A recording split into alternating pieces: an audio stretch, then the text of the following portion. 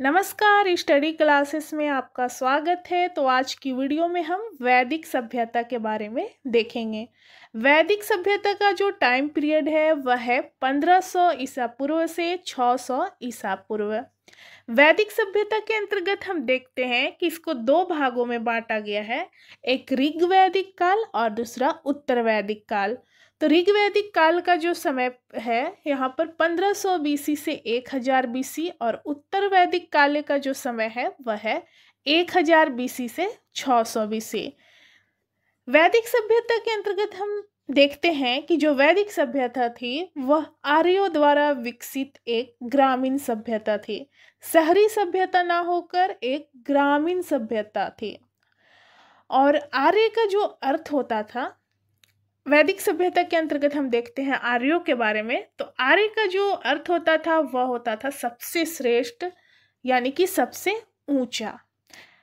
अलग अलग विचारकों का मानना है कि यह अलग अलग क्षेत्र से आए थे, जबकि प्रोफेसर मैक्स मूलर का कहना था कि यह मध्य एशिया के क्षेत्र से आए थे। जो ये मूल निवासी थे मध्य एशिया के थे और उस क्षेत्र से ये आए थे। सबसे पहले ये कहाँ बसे? तो सबसे पहले पंजाब और अफगानिस्तान में सिंधु नदी के आसपास बसे। यह मध्य एशिया के क्षेत्र से आए और पंजाब और अफगानिस्तान में सिंधु नदी के आसपास बसे, जिसमें हम सिंधु नदी को सप्त सिंधु प्रदेश के नाम से भी जानते हैं। आर्यों की जो भाषा थी वह थी संस्कृत। तो इसके अंतर्गत हम सबसे पहले देखेंगे ऋग्वैदिक काल। इसका टाइम पीरियड देख सकते हैं 1500 ईसा पूर्व से 1000 ईसा पूर्व। सबसे पहले देखेंगे राजनीतिक और प्रशासनिक व्यवस्था। प्रशासनिक इकाई में हम देखेंगे कि सबसे ऊंचा पद क्या था और उसके बाद कौन सा पद था। तो सबसे पहले राष्ट्र आता था, जिसके अंतर्गत राजा होते थे, फिर उसके बाद जन इसके अंतर्गत राजन या जनपति होते थे, फिर विश्व इसके अंतर्गत विश्वपति होते थे, फिर गांव ग्राम तो इसके अंतर्गत ग्रामणी होते थे, और इसके बाद कुल तो इसके अंतर्गत कुलपति होते थे। अब प्रमुख अधिकारी कौन कौन थे तो यहाँ पर देखेंगे हम।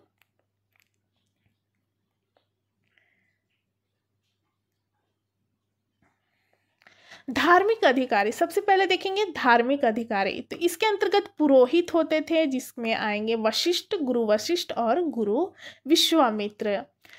दूसरा नंबर देखेंगे हम प्रमुख अधिकारी के अंतर्गत गुप्तचर, इसको अस्पष्ट कहा जाता था। दुर्गपति को पूरब कहा जाता था। और चारागाह या गोचर भूमि के अधिकारी जो थे उसे वाजपति कहा जाता था।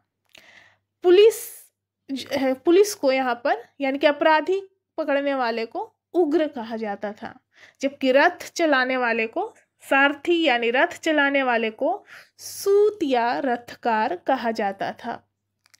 जबकि रत्नियों की संख्या यहाँ पर 12 थी।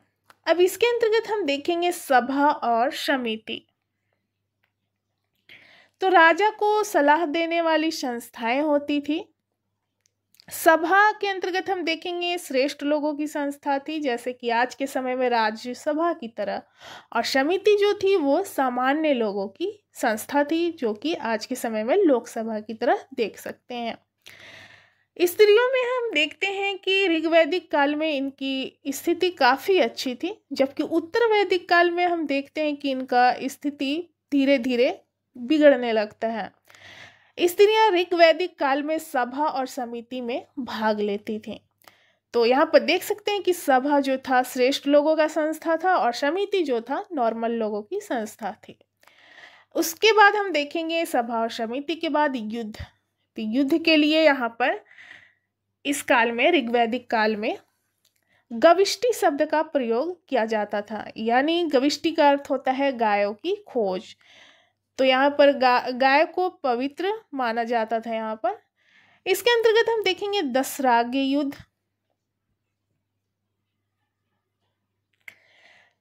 परुष्णी यानी रावी नदी के तट पर राजा सुदास भरत कबीले की ओर से थे और 10 जनों के मध्य हुआ था, यानी कि इनके बीच युद्ध हुआ था।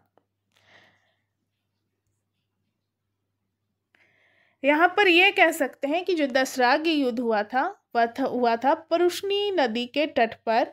राजा सुदास जो थे भरत कबीला की ओर से और 10 जनों के मध्य यहाँ पर हुआ था, और इसमें विजय जो हुई थी सुदास की हुई थी, राजा सुदास की यानी भरत कबीला की।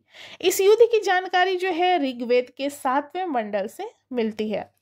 भरत कबीला की जो गुरु थे वशिष्ठ थे, जबकि अन्य 10 कबीलों के गुरु जो थे विश्वामित्र थे। अब आगे देखते हैं हम ऋग्वैदिक काल के अंतर्गत सामाजिक जानकारी। सामाजिक जानकारी में यहाँ पर देखेंगे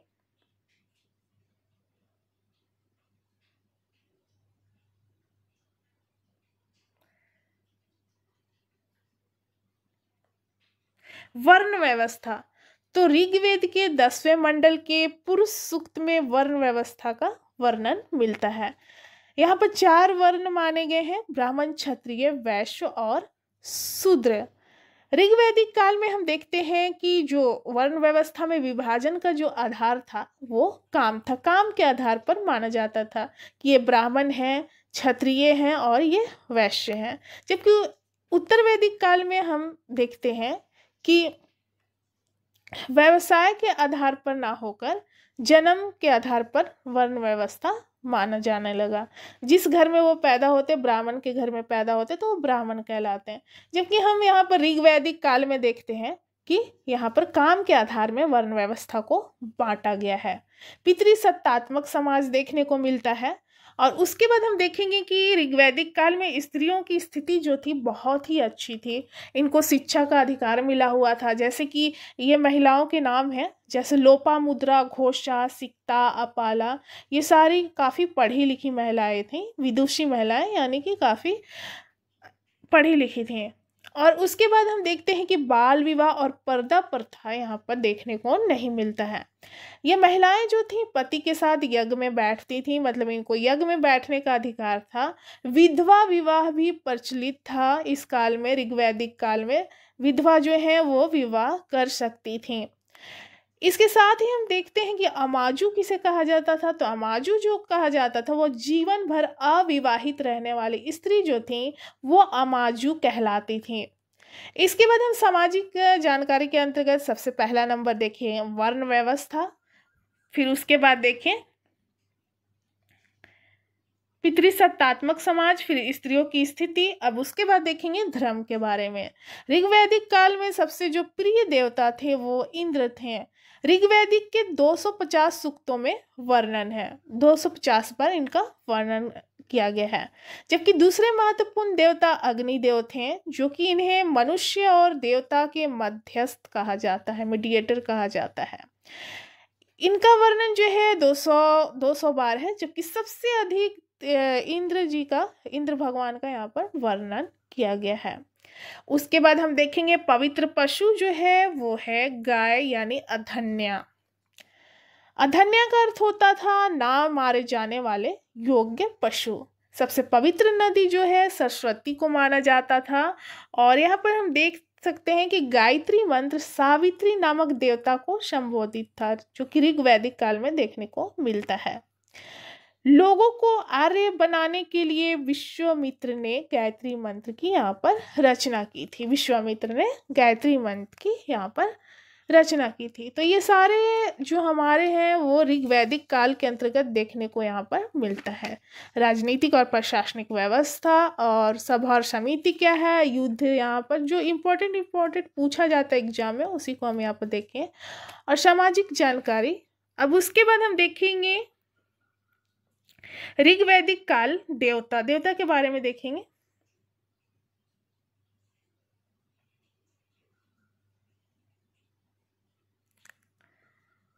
इंद्र, पहला नंबर इंद्र भगवान को देखेंगे। यहाँ पर इनको युद्ध का देवता माना जाता था, वर्षा का देवता माना जाता था, पुरंदर यानी कि पुर, किलो या दुर्ग को तोड़ने वाला।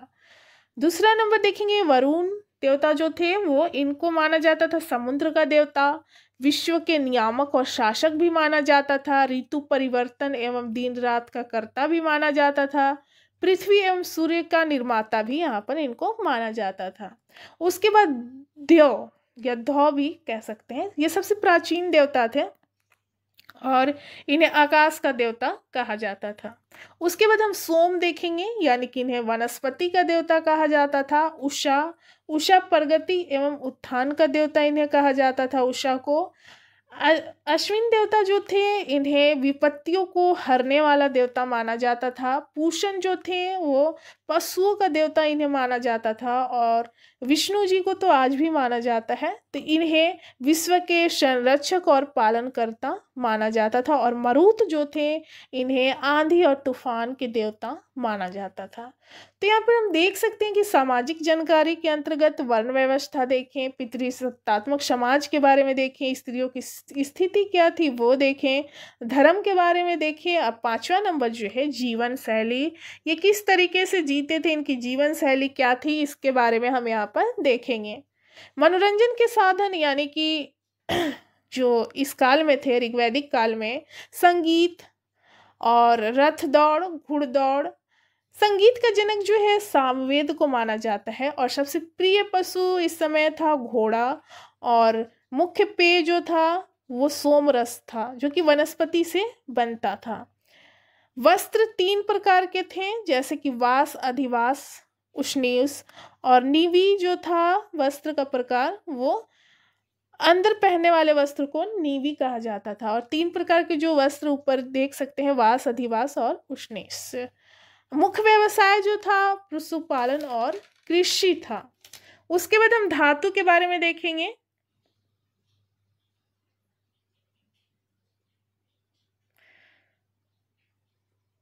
लोहा और तांबा, लोहा को श्याम अयस्क भी कहा जाता था, और तांबा को लोहित अयस्क कहा जाता था, या अयस भी कह सकते हैं।